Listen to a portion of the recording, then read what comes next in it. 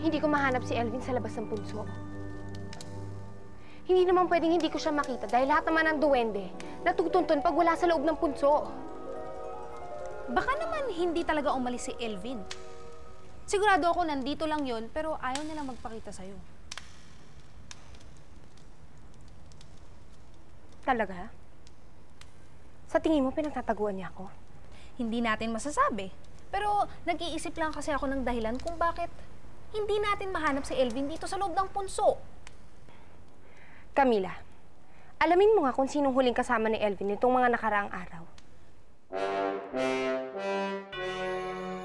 Kailangan ko na makatakas sa babaeng ito.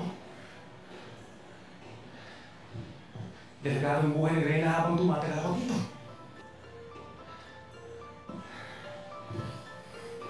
At hindi rin ako papayag na pupunta si Dolphina dito. Kailangan ko siyang makausap. At kumbinsin ko siyang umuwi.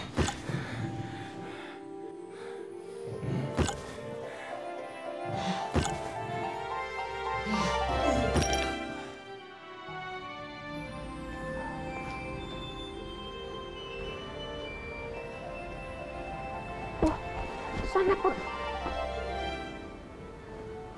Hoy.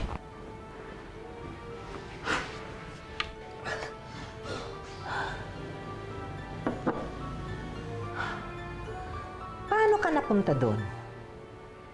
Tumatakas ka pa? Hindi po. May malaking daga na inaamoy ako kanina.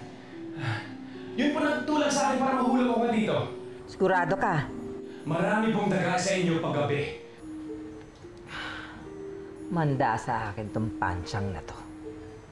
Ilang beses ko na sinabi sa kanya, hulihin niya yung daga. Hanggang ngayon, marami pa rin.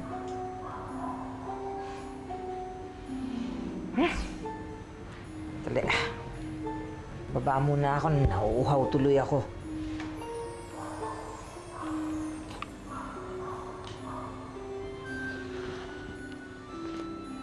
Diyan ka lang, ha?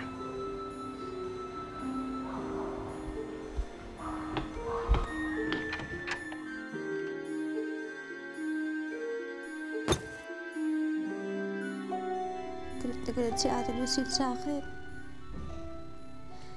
Tapos kanina tinaasan ako ng boses ni Inay. Galit na nga siya kay Ina. Pati kay Fina, magagalit din siya. Hayaan mo na yun. Lilipas din yan, magkaka-memory gap. Kasi naman to si Papa El, skandaloso masyado. Grabe ah. E di nawindang naman si Mother at si Sister Raka. Sobrang intense naman kasi ni Papa El. And I'm loving